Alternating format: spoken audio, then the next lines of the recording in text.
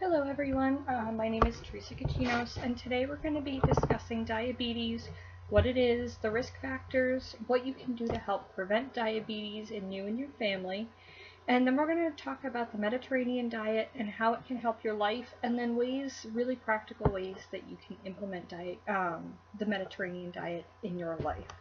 So before we get started, I just want to introduce myself. I am currently a graduate student at the University of New England in their Masters of Applied Nutrition program.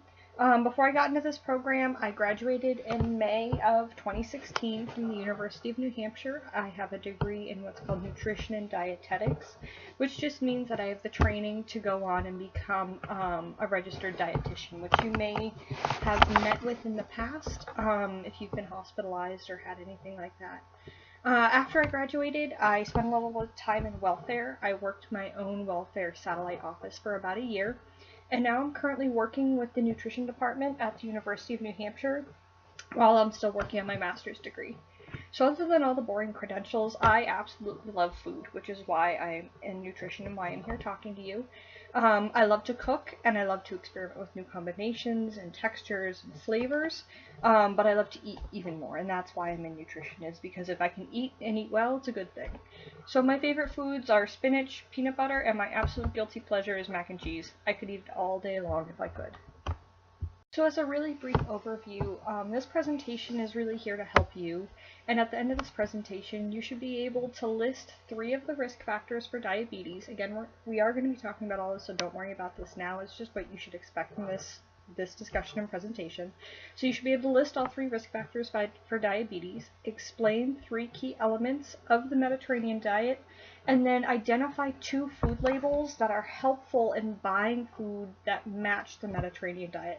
We're going to be talking about all of this, so don't worry about it now. It's just what you should expect out of this presentation. So we're going to start off by talking about diabetes, and diabetes as a whole and what it is. We're mainly going to be talking about type 2 diabetes and a condition called prediabetes. To understand what diabetes is and how to prevent it, you have to understand how your body makes energy.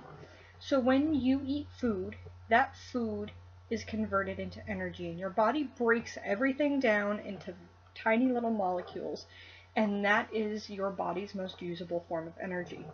So most foods we eat and get converted to a form of sugar, so sugar in your body, called glucose. This glucose, or the sugar in your body, is the most popular form of energy for your body to use. You may hear people talking about how much glucose you have in your body as either blood sugar or blood glucose. However, having too much of this blood sugar or blood glucose in your body is a bad thing. Your body keeps that level from getting too high with a hormone called insulin. If your body isn't able to make insulin, or your body doesn't respond to the insulin that it makes, you have what we call diabetes. So there are 2 main types of diabetes, and 1 subtype as well. We're going to talk about all 3. Type 1 diabetes happens when your body isn't able to make insulin anymore. And remember, insulin is that hormone that keeps your blood sugar from getting too high. Type 2 diabetes happens when your cells don't respond to the insulin that your body is making. So it's kind of a supply and demand thing. So Type 1 diabetes is when your body isn't able to supply it, and then the other type of diabetes is when your body isn't able to accept it. And what happens is your blood sugar gets too high. The other type is called prediabetes, and prediabetes is an early form of type 2 diabetes. So what happens is your body is starting to not be able to accept that insulin. So your blood sugar levels are out of whack, but they're not quite high enough for your doctors to qualify it as type 2 diabetes. So if prediabetes goes untreated, it will develop into full-blown type 2 diabetes. However, you can stop and reverse prediabetes back so that you do not develop type 2 diabetes. So you may be at risk for developing prediabetes or type 2 diabetes if you're 45 years or older, if you're physically active less than 3 times a week, if you have a family history of type 2 diabetes, if you have high blood pressure, if you're overweight or obese. Ladies, if you had gestational diabetes while you were pregnant, or you gave birth to a child that was 9 pounds or more. All of these are what we call risk factors for diabetes, and we identify them as a reason that you might get diabetes, and they increase your chance of developing prediabetes or type 2 diabetes. So many of you may know someone who has diabetes, either type 1, type 2, or prediabetes, like the types we talked about earlier. You may have a family member, or, you know, your aunt-in-law or mother-in-law. Someone you may know may have diabetes, and it's actually pretty common. These risk factors mean that a lot of people have diabetes. So about 30.3 million Americans have diabetes. So to put it in perspective a little bit, that's about 1 out of every 11 Americans, or about 9.5% of the population. And an additional 84.1 million Americans have prediabetes, and frequently this isn't even diagnosed. This is just kind of a guesstimate based on the numbers that we know for diabetes and diabetes statistics and people that we see coming in that have it. So, to put it in perspective, this is 1 out of every 3 Americans. So 1/3 of the U.S. population has pre-diabetes. It's estimated that by 2050, 1/3 of Americans will have full-blown type 2 diabetes. So this pre-diabetes number that we have, where 1/3 of Americans have pre-diabetes, we'll see that 1/3 of Americans have full-blown type 2 diabetes. So diabetes is a really common thing in America, and we're here to try to keep that from becoming keep you from becoming a statistic. Diabetes is the 7th most common death for Americans. Death is not the only risk factor for diabetes. Untreated type 2 diabetes can have really bad effects on your body. Diabetes is the leading cause of kidney failure, adult onset blindness, and lower limb amputations in Americans. So lower limb amputations are things like toes, feet, legs, things like that. Diabetes can also cause kidney disease, cataracts, glaucoma, heart disease, and stroke. So when diabetes goes untreated, it can really wreak havoc on your body, and it can cause a lot of really detrimental lifelong complications. So even though diabetes can have all of these really negative and really bad effects on your body, there are a couple really easy things that you can do to prevent type 2 diabetes, and even prevent prediabetes or reverse prediabetes. So first, you should know what we call your ABCs. A stands for your hemoglobin A1C. So this is a kind of a big word, but what it is it's a marker in your blood that we test for when we test for diabetes. So getting a regular blood test can check your A1C and help prevent diabetes.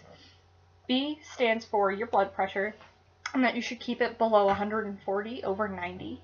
Most people's is 120 over 80. So if you're in that range, you're doing pretty good. C stands for cholesterol, and that you should try to control it and keep it within a normal range. And you can talk to your doctor about this and see what you need to do to keep this in a normal range. And S in our ABCs stands for stop or don't start smoking. There are other things that you can do to help prevent diabetes. Having your blood sugar checked regularly, making and keeping your doctor's appointments is really important, as well as taking any medications that your doctors recommend. This can be for cholesterol, it can be vitamins, it can be whatever your doctor recommends. You should really stick to it because they recommend it for a reason. And then there are 2 other really big components of this plan, which is eating more fruits and vegetables and less salt and sugar while being more physically active. So the recommended amount is of physical activity is about 150 minutes, or about 2.5 hours a week, which sounds like a lot, but if you break it across your days, it's not too much. So we're here to focus on the last 2 portions of this plan to try to prevent type 2 diabetes and prediabetes. So there has been research done, and there is science behind this, and it shows that there are diets that can help you reduce your chance of developing diabetes. And more specifically, there's a diet called the Mediterranean diet, and it's considered to have anti-inflammatory properties. These properties play a really big role in preventing both type 2 diabetes and pre-diabetes. So this diet, the Mediterranean diet, focuses on consuming lean meats and fish and including more vegetables, whole grains, and something called unsaturated fats than the traditional or normal American diet. So we're going to spend some time talking about this diet, the Mediterranean diet, and how it's helpful in preventing type 2 diabetes, pre-diabetes, and all of those nasty complications that we talked about earlier. So before I really get into it, having some background is helpful.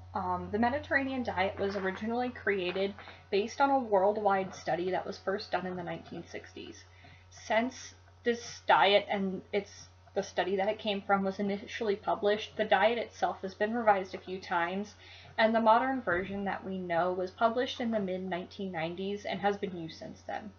The first version of this diet was created because researchers realized that people who lived in this Mediterranean region of the world, which if you look is on that little globe map off to the side there, you can see the Mediterranean section is a little blue ocean kind of in that niche by Europe, which is in yellow, and the Middle East, which is that blue-green color, and Africa in orange. So it's kind of north in that little triangle. They found that people who consumed this diet that had these certain aspects were less likely to develop heart disease, stroke, type 2 diabetes, and cancer. There are a few specific trademarks that make up this diet. It focuses on plant-based foods. It uses herbs and spices instead of salt. Oil is the preferred fat instead of butter or margarine. There's a focus on lean proteins and fish, and then we try to limit red meats to just once or twice a week. There are staples of beans, nuts, and legumes, limit sugar and sweets, and to be physically active. A lot of these may actually sound familiar to you, and that's because we just talked about them in preventing diabetes. Low salt and sugar, a focus on exercise. So we're going to break this diet down into its components to kind of give you a good base understanding. The first aspect that we're going to talk about is grains. When we talk about grains in the traditional American diet, we're generally talking about bread, pasta, chips, crackers, rice, just pizza, things like that. The Mediterranean diet really encourages the use of whole grains. So this can be really, really easily switched in your diet already. So instead of choosing white bread, you choose whole grain or whole wheat bread. Whole grain pastas, brown rice instead of white rice. There's some really, really easy ways to switch that over. And there are also some grains that you may not have heard of that are just as tasty, and they're naturally whole grains, so you don't even think of them as being healthier for you, but you get all the same taste. So some of the whole grains you might want to try are quinoa, barley, corn is actually considered to be whole grain, and then there's something called freekeh and farro, which you may want to give it a try. You can find it in almost any grocery store. When it comes to choosing your meats, try to make them lean. Lean meats include chicken, eggs, and fish. There are certain types of fish that the Mediterranean diet recommends or encourages you to lean towards. You can see them listed off to the side there, but they're salmon, tuna, halibut, sardines, mackerel, trout, and herring. These meats should only be eaten a few times a week, or you can eat them daily and smaller than regular serving size portions. A serving size of meat is the size of a deck of cards, just kind of as a good reference. So when you see a piece of meat, go, oh, is that the size of a deck of cards? And you'll have a rough idea of how close you are. Red meats on the Mediterranean diet are okay to eat, but you should really only eat them once, maybe twice a week. So for meats, quick overview, focus on lean meats, less red meats, and make your portion sizes smaller. Fruits and vegetables are a main staple of the Mediterranean diet. It is recommended that you try to make 1/2 of your plate vegetables. So this doesn't mean a half plate of mashed potatoes, as much as we all love mashed potatoes. It means a half plate of what are called non-starchy vegetables. So these are things like spinach, peppers, broccoli, asparagus, lettuce. If you can, you should try to take advantage of your local farmers markets, or even try growing some of these foods yourself.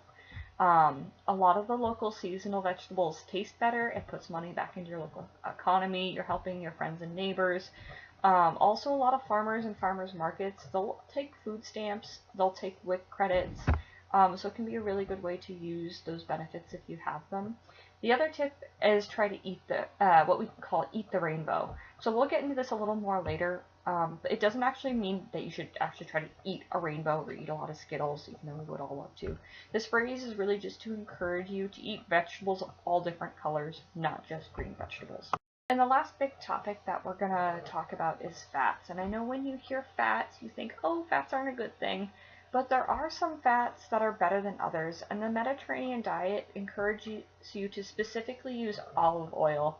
It's a healthier fat than butter or margarine. It can be bought in bulk. It's stored really easily. It's very easy to keep next to your stove. I do it myself.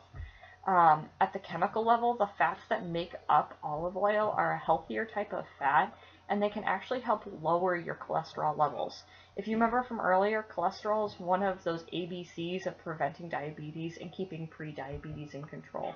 So switching to olive oil can be a really, really good thing. As an overview here is a familiar pyramid shape that many of us have seen before. However, this version, if you're not looking closely, is actually a little different. At the very bottom, on the biggest part of the pyramid, so it's the most important, is not actually the diet, but physical activity, and then enjoying meals with others is also listed. On the next tier up on the pyramid, you can see the key components that we talked about earlier. We'll really quickly review this. Try to make almost all of your diet made up of fruits, vegetables, whole grains, olive oil, seeds, nuts, legumes, and season with herbs and spices. The next tier up from that is fish and seafood. Remember, eat these only a handful of times a week.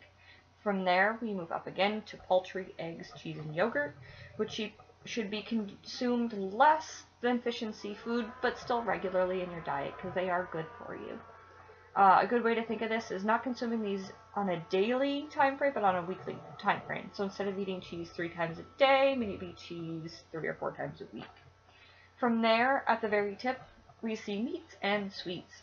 And this can still be consumed and enjoyed, but infrequently.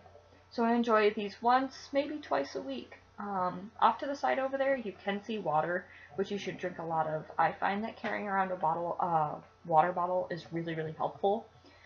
So try to choose water over sodas, juice, and sweetened beverages, and you actually might see a lot of really beneficial things happening to your body. So just as a quick overview of the Mediterranean diet, because there's been a lot of information, so I just want to summarize all of this for you. Eat a lot of fruits and vegetables. Remember, we talked about making at least half of your plate those non-starchy vegetables. Use herbs and spices instead of salt. Use olive oil instead of butter and margarine. Remember that olive oil has those healthy fats that can actually improve your cholesterol levels. Focus on lean meats and fish while eating very little red meat. Try to use beans, nuts, and legumes. Limit your sugar and sweets as much as possible. And finally, be physically active. This new idea may seem like a good one.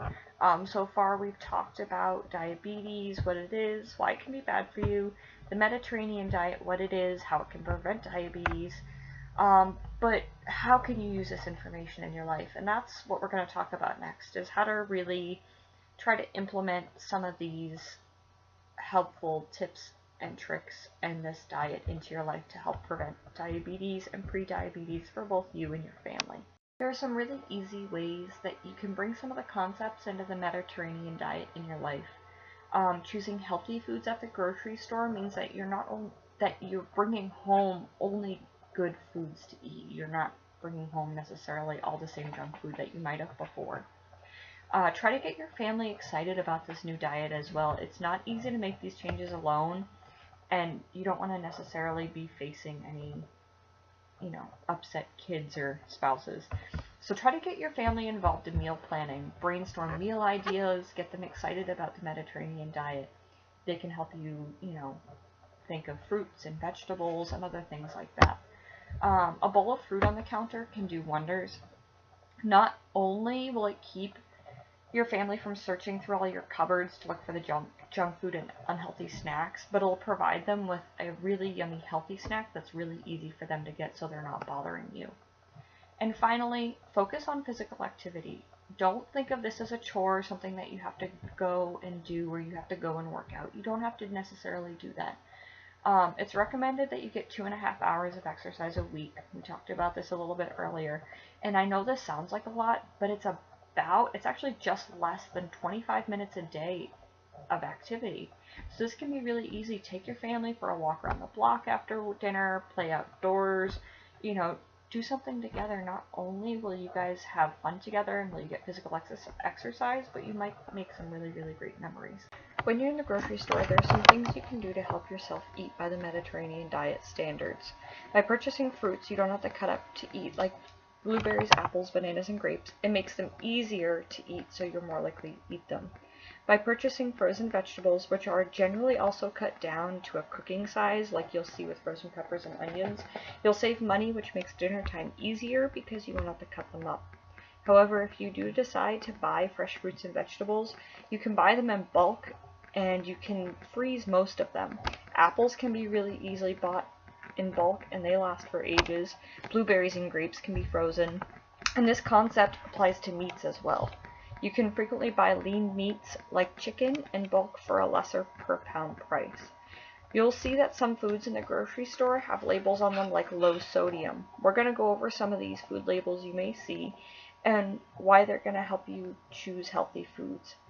The next thing doesn't relate so much to shopping, but you should keep olive oil by the stove when you cook. Instead of dashing to the fridge for butter, you'll have a alternative handy.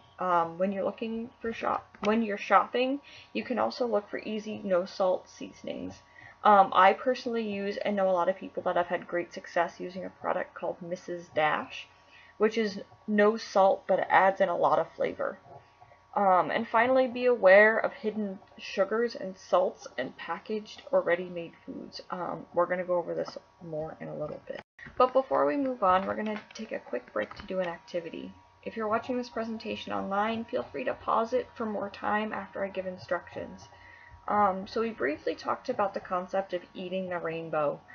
This idea is to try to get people to eat all sorts of different colored fruits and vegetables. Eating all the different colors is really good for you, even if you don't realize it. So partner up with someone, or you can try this by yourself, but take 2 minutes and try to come up with a fruit and vegetable that are all the colors that are listed on the screen right there. I won't list them off because I know you're going to be looking back at it. And remember that some fruits and vegetables can come in different colors. So take a few minutes to look at this chart. This doesn't include all the fruits and vegetables, but it's a really good start. See what you got, see if it matches up here, see if there's anything else that you got that isn't listed here. Did you get everything in every color? Did you not? Would you be willing to try some of these that are listed up here? So take a moment. Again, if you're watching online, feel free to pause this and see what you got and what matches up with the list. So the last thing that we're going to talk about is food labels, and it's going to be kind of brief, but there are some programs that help to label foods that have certain qualities, and a lot of these qualities align with the Mediterranean diet and can help you eat healthier and prevent type 2 diabetes and pre-diabetes. So we're just going to talk about and take a quick look at a few of them and what they mean. So this first label is put out by an organization that labels foods that have whole grains in them. So you may or may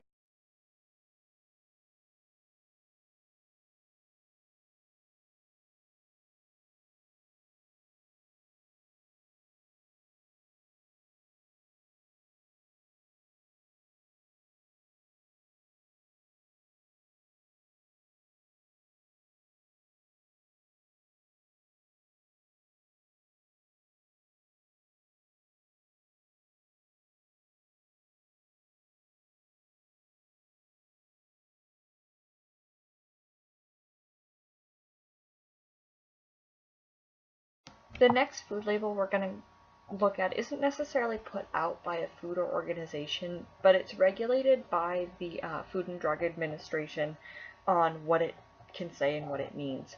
So if a food says that it has that it's salt or sodium free, that means that it has less than 5 milligrams of salt. It's very nominal amount.